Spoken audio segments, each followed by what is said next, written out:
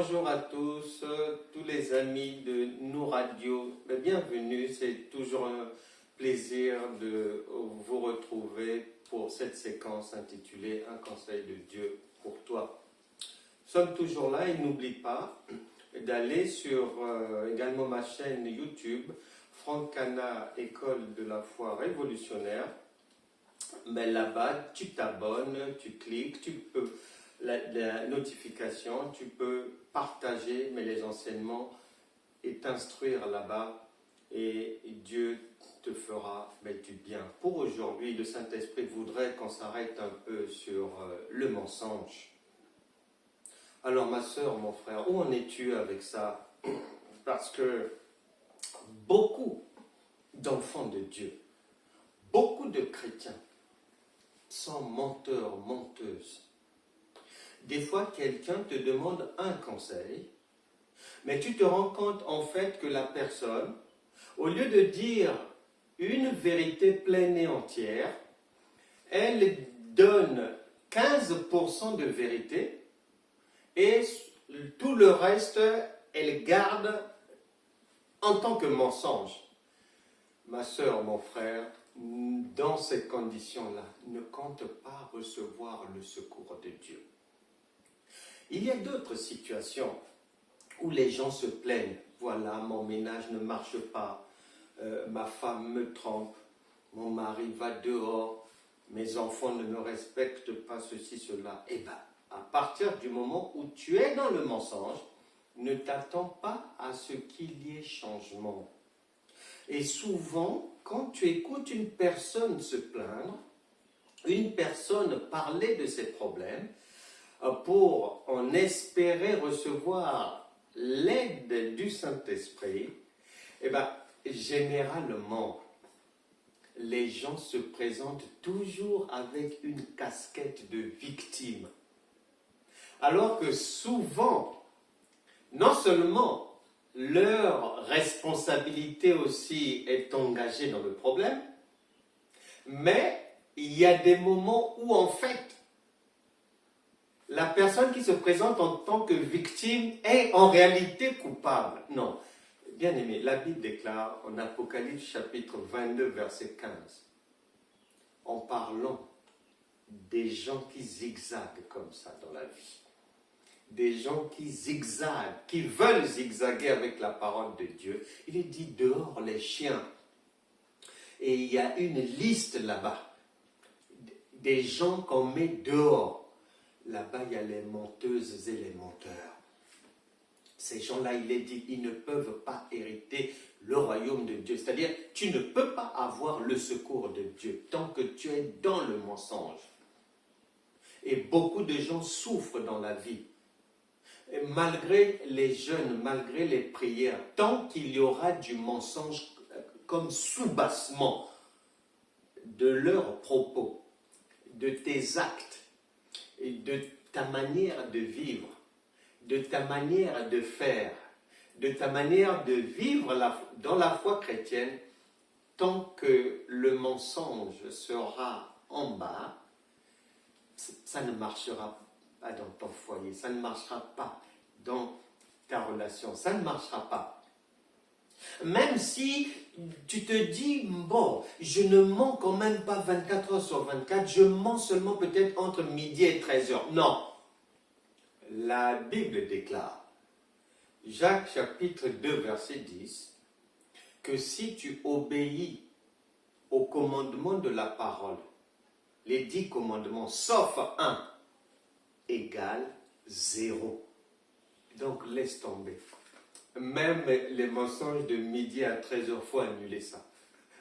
Parce que ça joue contre toi. Ça joue en ta défaveur. Et en ce qui concerne le mensonge, la Bible déclare, ne va pas rentrer, ne cautionne pas le péché d'autrui. Donc, attention de marcher avec les menteuses, de marcher avec les menteurs, de cautionner les menteuses, les menteurs. Non, c'est-à-dire que devant Dieu, toi aussi, tu vas ramasser le jugement de la personne que tu as soutenue là. Non. Tu te poses des questions. Voilà pourquoi ça ne va pas. Voilà, on ne m'aime pas. Mais voilà, je fais tout pour mon mari, mais il ne me regarde pas, etc., etc.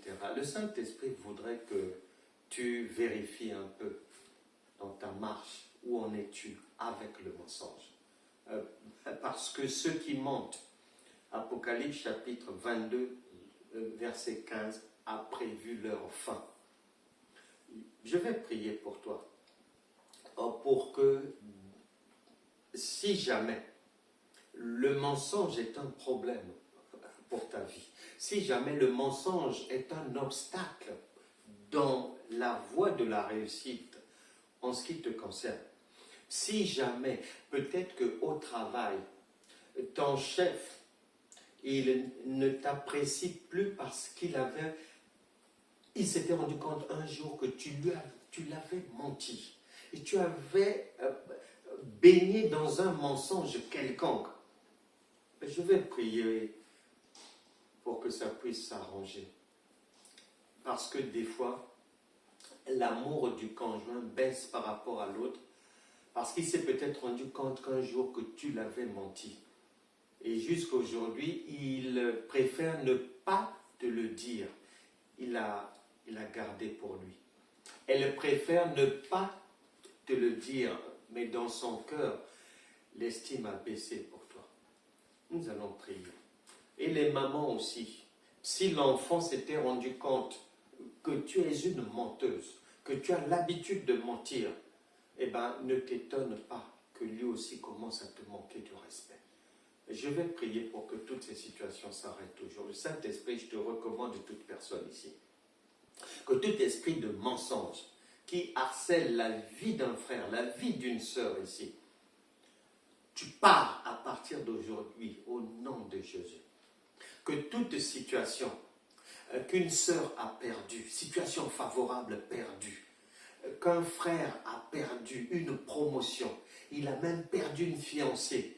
Si quelqu'un avait perdu son ménage du fait du mensonge, si quelqu'un n'est plus respecté par ses enfants du fait du mensonge, si tu reconnais que tu avais menti un jour, au nom de Jésus, que la résurrection puisse te visiter maintenant et qu'un nouveau jour se lève pour toi.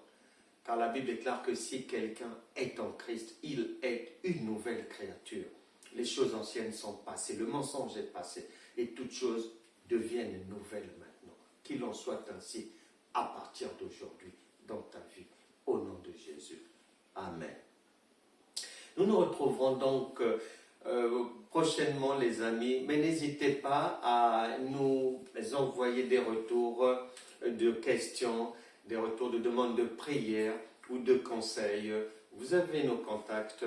N'oubliez pas d'aller sur Franck Cana, école de la foi révolutionnaire sur YouTube, de liker, d'appuyer sur la cloche des notifications et de partager, de suivre aussi les enseignements. Et nous nous retrouverons prochainement, encore une fois, sur nos radios pour un nouveau conseil de Dieu pour toi. Shalom.